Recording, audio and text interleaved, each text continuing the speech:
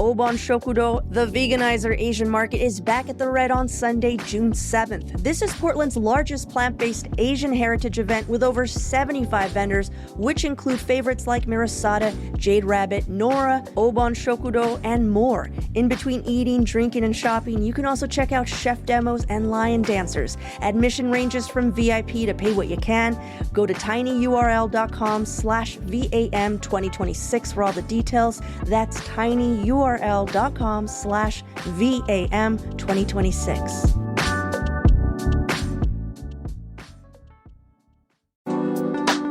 I know Portland takes pride in our DIY culture, but you don't always have to do it yourself. TaskRabbit has been helping Rose City residents for over a decade with everything from furniture assembly to minor home repairs.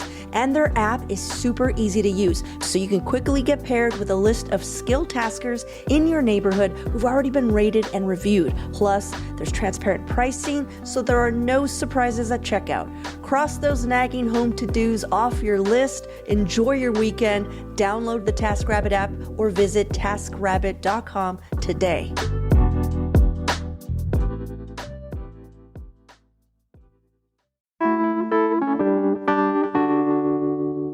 Today on CityCast Portland, we're talking about all of our top picks for the month of June, from food to entertainment and everything in between. Joining me are food and drink reporter Alex Frayne and our very own executive producer, John Atariani. Happy June, everyone. Welcome to the show.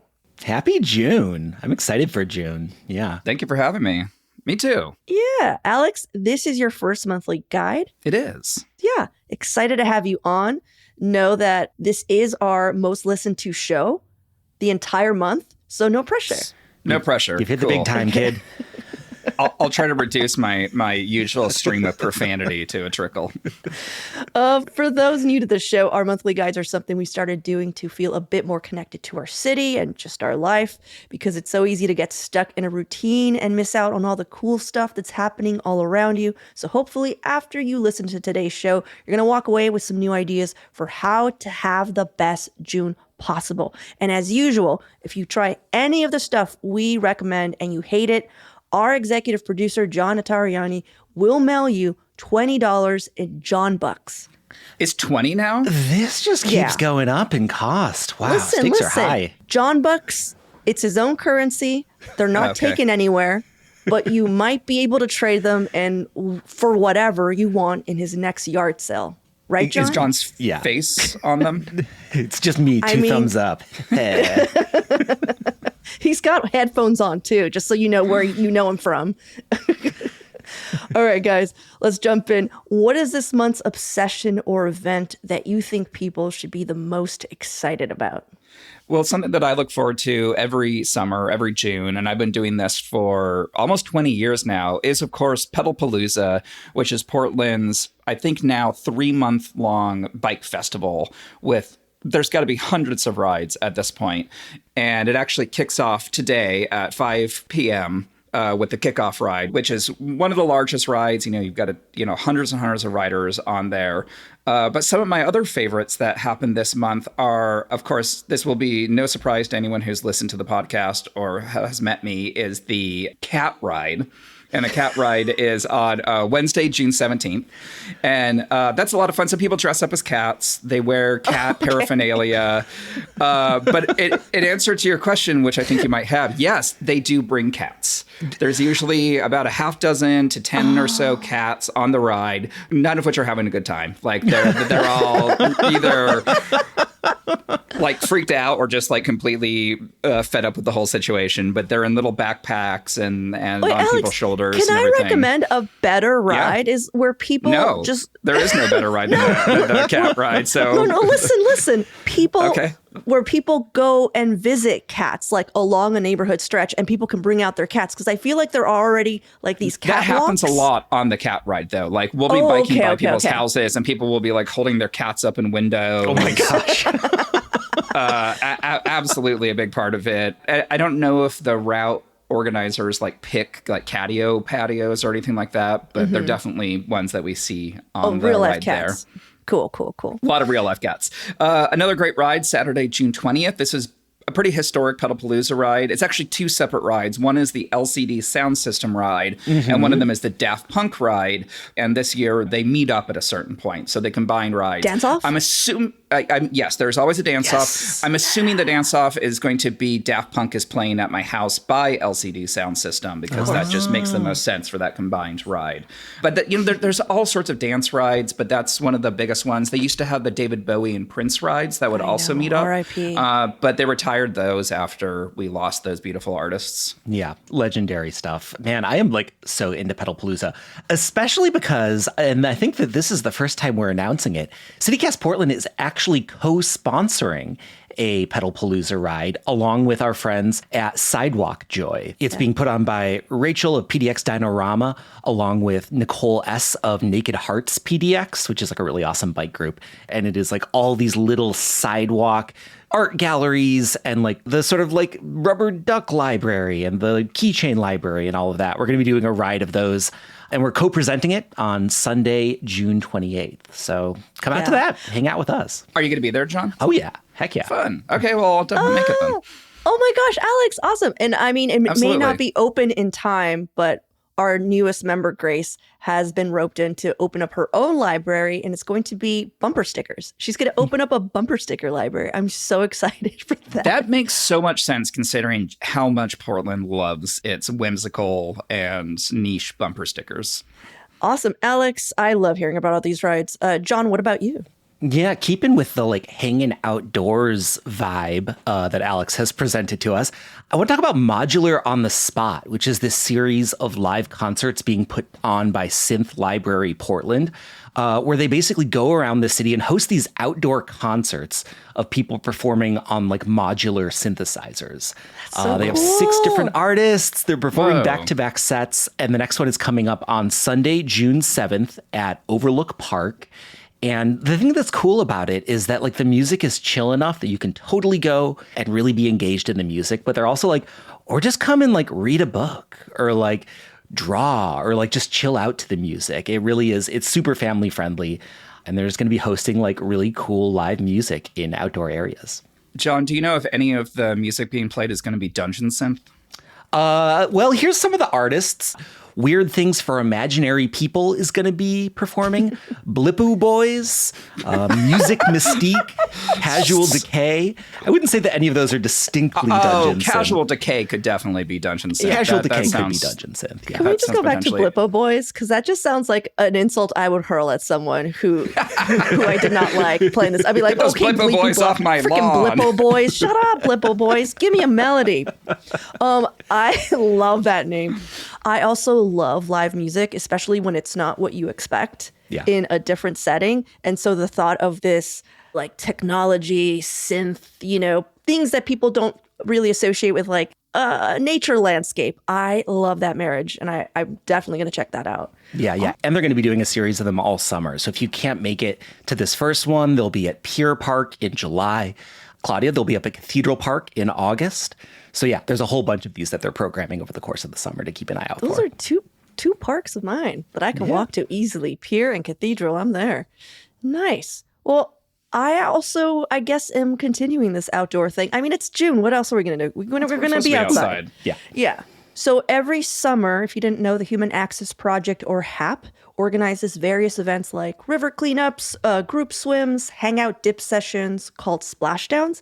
And their weekly splashdown is kicking off this month on Friday, June 26th at the Audrey McCall Beach, which is just off the east side Esplanade between the Hawthorne Bridge and OMSI. It's one of the newest beaches that the Human Access Project has cleaned up. It's right near me. Now, what makes these splashdowns so much fun, you guys, is that there's usually food trucks, there's music, and it does attract a lot of cool people. So even if you're still kind of scared of swimming in the Willamette, it's a good hang if you're in the area.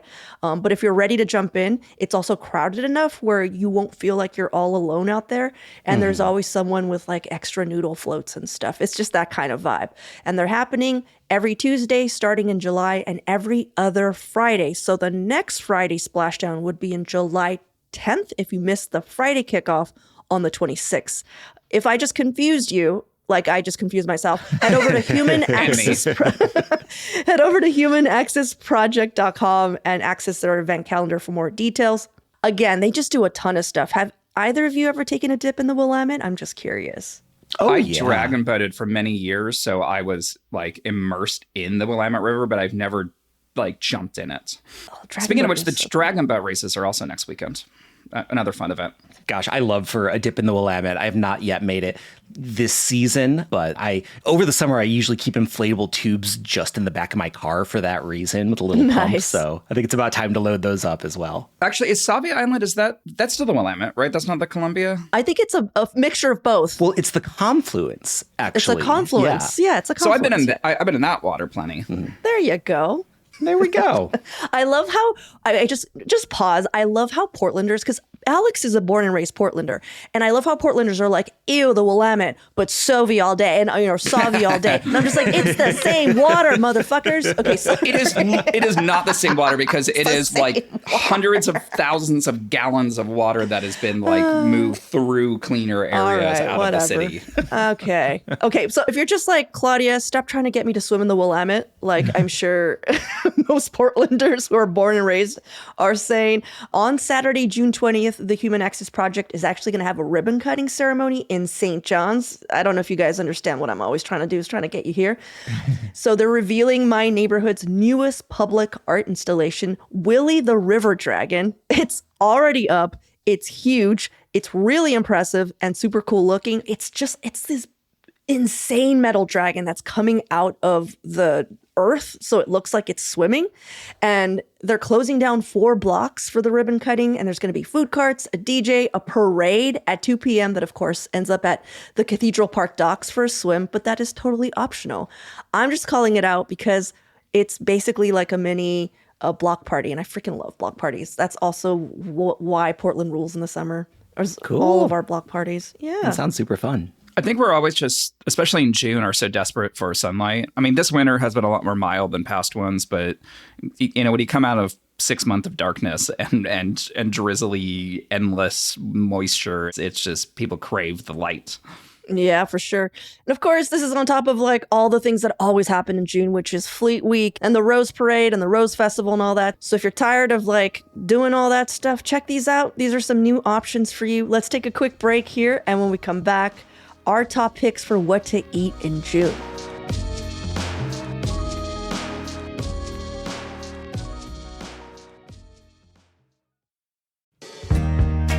Did you know it's now legal to pass people on bicycles in a no passing zone in Oregon, as long as they're riding at less than half the speed limit? If you're thinking of passing a bicyclist, ODOT recommends to first just be patient, wait for a good moment to pass, and then once it's clear, to move fully into the next lane and pass at 5 miles below the speed limit.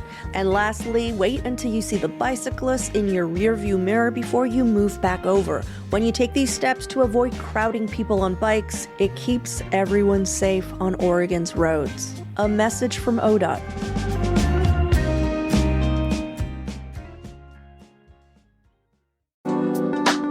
Got leftover paint, stain, or varnish taking up space in your basement or garage? You're not alone. Many of us finish a project and end up with half-used cans we're just not sure what to do with. Don't let them sit there collecting dust, taking up space. Recycle them with Paint Care. Whether it's cans from a recent renovation or years of storage, Paint Care helps ensure your paint is managed responsibly and kept out of landfills. Drop off your cans for free at one of more than 175 conveniently located drop-off sites across Oregon. To find a drop-off site near you, visit paintcare.org. That's paintcare.org.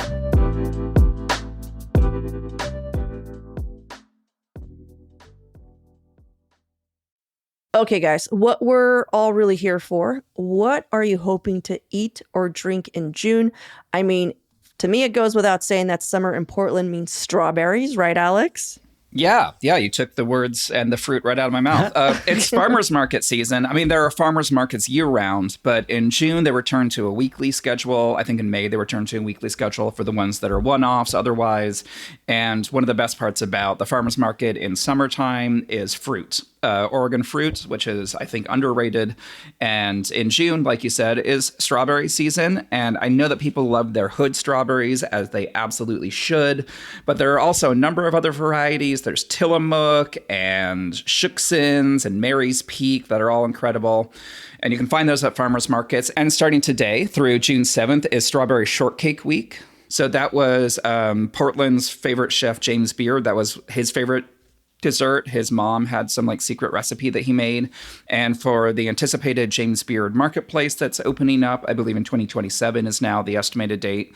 They're celebrating with this week of, I think like 30 or so restaurants are participating, making their own takes on this pastry, on this treat. Oh, man. Yes, I am so into Strawberry Shortcake. Our newsletter writer, Rachel Monahan, actually had a write-up on it in Friday's edition of our CityCast Portland newsletter. She called out Cornet Custard's strawberry shortcake flavor as one that she'd really loved last year to keep an eye out for this year as well. That sounds awesome. And yeah, there are so many restaurants that are doing this. And like you said, different formats like ice cream and full-on classic desserts and everything. Yes. Yeah, I want to point out that we actually did a taste test of strawberries at CityCast Portland. There's an episode, and maybe we'll link to it in our show notes, because we went deep on all of these cool strawberries, and it was super fun.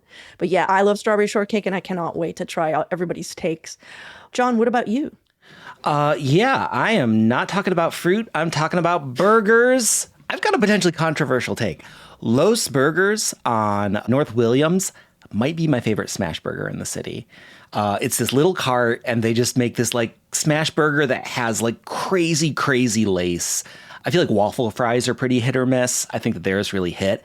But the reason that I want to call them out is because they are also opening a bar in this little food cart pod called Garden Party. It's currently in its soft open phase. They got like beer and wine, but they also have low proof cocktails, and they have like frosé on tap all day. So that's a summary kind of menu. It sounds like that sounds great. Seriously, yeah, like sit outside, drink a frosé, get a burger. It's a really cute spot. And they actually have their grand opening celebration coming up later this week on Friday. I think there's going to be live music there. So yeah, Friday the 5th. Check it out. Are we still doing the frosé all day, the rosé all day? Is that and the whole brosé movement? Is that still relevant? I think it's cooled off a little bit. You know, it peaked and it sort of settled back in. But like, come on, who's going to turn down a frosé on like a 90-degree day? Yeah, absolutely. I will say that I'm so happy that that place is finally open. They have been scheduled to open for like almost 2.5 years. Oh, wow. Yeah. It's been a long time coming. Like, I feel like it's been so long. So I stopped believing. I was like, it's never going to open. So that's really cool, especially because all those pods, I feel like whenever a pod has like a bar, it just does a lot better. So I'm sure all of the carts there are pretty excited about it. I'm definitely going to check that out. Claudia, you're clearly not listening to the lyrics in everyone's favorite karaoke song then if you've stopped believing. Wah, wah, wah. All right, that was good. I'll see you all next week. You're like, oh, I'll see myself out. Cool. I'm going home. All right. Well, my pick is a little more local and personal because nothing says summer to me than eating a nicely charred sourdough wood fire pizza outside somewhere, anywhere, you know? Preferably a nice patio with a cold drink. And though Signal Pizza is my choice for pizza by the slice, for a whole pizza, especially if I want like a fancier sourdough crust, I used to rely on Gracie's, but they just closed down in March without any warning. But I'm happy to report that Harmony's, which is run by the people behind Handsome Pizza, has opened in its stead. They basically just replaced the lettering outside the windows. The restaurant inside is exactly the same. The pizza is, of course, a little different, but I think just as good. And they even have the famous Gracie's tomato pie still on the menu, which is such a classy move because Gracie's was such a beloved neighborhood spot. And that was kind of like their signature pie. Where I learned about that tomato pie was from Gracie's. I didn't really ever exactly because it's like a famous Italian style pie that none of us had ever tried. Yeah, it's real like Neapolitan pie. Yeah. It's so savory. It's just tomato, like tomato sauce. And that sounds like that wouldn't be good, but it's amazing. So Harmony's is in the middle of getting their beer and liquor license, but soon they're also going to be serving Negronis and other alcoholic bevies. They also sell homemade ice cream like Gracie's did. It very much feels like a cut and paste. So if you used to make a pilgrimage to St. John's just for Gracie's, I think you still can. I mean, Hanson Pizza is so solid. Yeah. I fully trust that they're going to be doing really great work there. And shout out to like St. John's. Like you cannot keep a sourdough pizza joint down. When one goes away and another one pops up right away in that neighborhood. Within weeks. St. John's is kind of the pizza neighborhood. It's like that and like along Mississippi. Those are like the two like centers of pizza in Portland, I feel like. Yeah. And I just want to say that the thing that I appreciate about Harmony's is that they're consistently offering basic pies, which is something Craig didn't really do. Like if he wasn't feeling it, you weren't getting pepperoni that week. And so I kind of like that. But they're very much still like seasonal, motivated. Like when I went there, they had their weekly special was like asparagus, chive blossoms, green garlic. It was so delicious. So yeah, check that place out. Nice. Well, let's take a quick break here. And when we come back, our hacks for the month of June.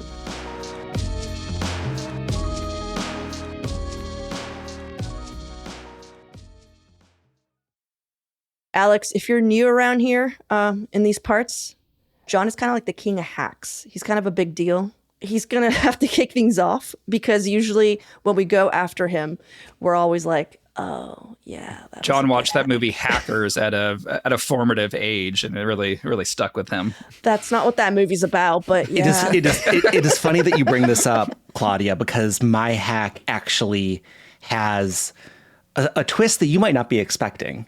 So I was planning to come in talking about Gaia GPS. I think that, for people who've been around outdoors for a long time, you sort of get into hiking, you start doing all trails, but I feel like we've all heard the experts say, don't rely on all trails. It is not comprehensive enough. It's not reliable. Gaia GPS is the way to go. And this is sort of like a souped up thing that a lot of outdoor experts use. It has like way better trail mapping. It has mapping of roads that you're not going to find on Google Maps. You can sort of see where like BLM land starts really, really granularly. You can even get stuff like wildfire and air quality maps. It's like the gold standard for outdoor adventuring. Or so I thought, because last night I got a text from my friend Alex. Who? My friend Alex, who happens to be in this conversation with me. Oh, shut up, Alex Freight. I love Alex. Like, that's right. Yeah, me. I have John's phone number. Jealous. The new king of hacks. Alex You saw it in my Freight. prep talk that I was going to talk about Gaia. And so the rest of this, I am just sort of like stealing wholesale from Alex. Gaia's actually, it's a little bit out these days. So what I didn't realize, Gaia had been bought by Outside Magazine in 2021. And the real experts have been saying it's not quite as great as it used to be. It's less reliable. It's more expensive. And they've started implementing a lot of just like app bloat to it, more social features, shit that you don't really need if you're going to be outdoors exploring in the wilderness. Can we stop trying to turn everything into a social media platform like Venmo and Gaia and everything? It doesn't need to be a social media platform. And I will agree. There's like a lot of features on there now that you're like, why would I ever need this other than like to try and get more people to use this app and like tag each other? It's stupid. Well, there is this other app called Goat Maps, which was actually founded by some of the original people on the Gaia team. And their whole thing is like, we're taking it back to the basics. It's going to be a clean interface. It's going to be fast. We're going to have strong mapping tools. And we're focused on navigation and helping people get around outdoors rather than like tag a friend and all these social features. So thank you, Alex, for this recommendation of updating my hack. I'm going to try it out. I'm actually going out this weekend on a little, cool. I'm doing a little like super quick overnight backpacking trip. And I'm going to try out Goat Maps and let you know how it goes. Fantastic. Do you know why it's called Goat Maps? And this is not a rhetorical question. I honestly don't know. I don't. Well, like if it's, I guess because goats are really good at hiking. I was going to say, I think it's maybe two things. Goats are really good at hiking and like greatest of all. Yeah, right. Time, Goat. The goat map and also goats. Well, you've been a SERP, John. Alex, what about you? So what is your hack? It's June and everyone wants to be outside like we've been talking about. And maybe people want to go use their Gaia or their Goat Maps to go hike in Oregon state parks. And one of the ways you can do that is on June 6th, which is this upcoming Saturday, the first Saturday of June. Every year is Free Park Day, which is all Oregon state parks offer free all-day parking for that day. Yay. Which does mean, obviously, you're going to be kind of jostling with other people. There's going to be more people on the paths. You might not even get a parking spot unless you show up there early. So my hack is get there early. The hack, okay, it was the a hack twofold might hack. be due to, maybe the hack is due to a different day. I don't know. Crown goes back to John. I love this hack, but also your hack I was never claimed to be the hack master or whatever you crown John with.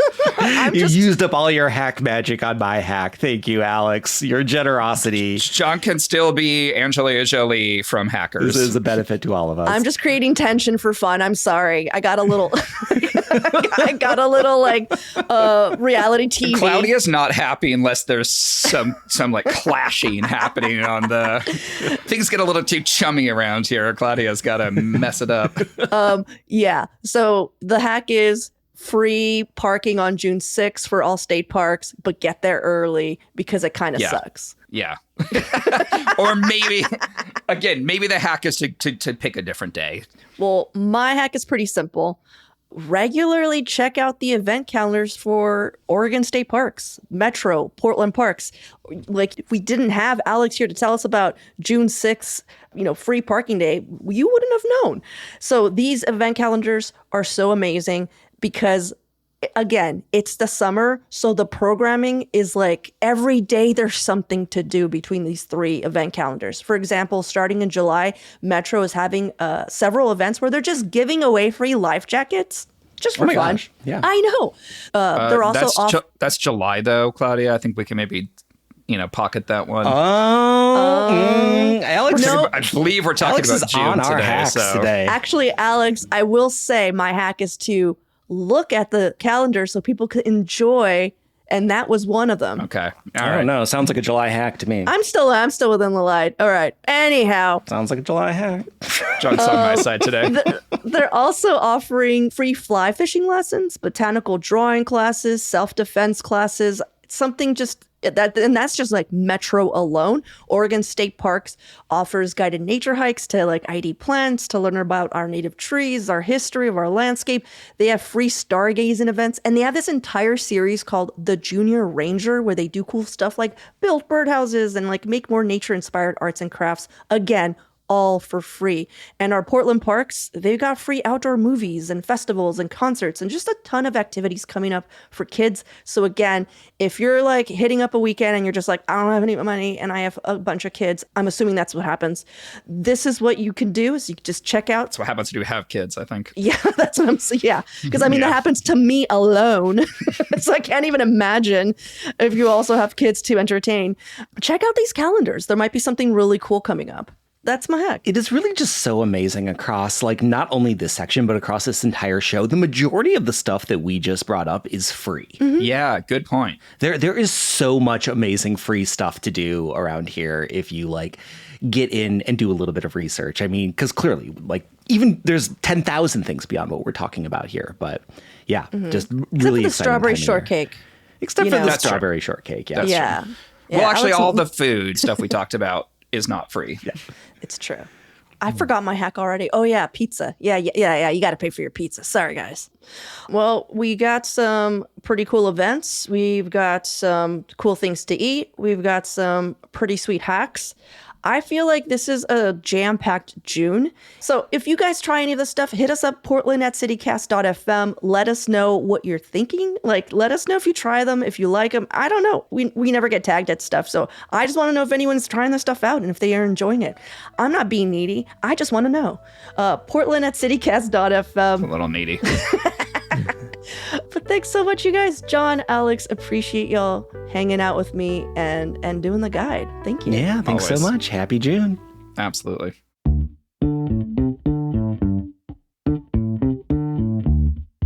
That's all for today here on CityCast Portland. Thank you so much for listening. If you enjoyed the show, share it with a friend, rate, leave us a good review, and don't forget you can support this show and get great perks like ad-free listening by becoming a CityCast Portland neighbor. Just visit membership.citycast.fm. We'll be back tomorrow morning with more from around the city. Until then, see you at Slim's.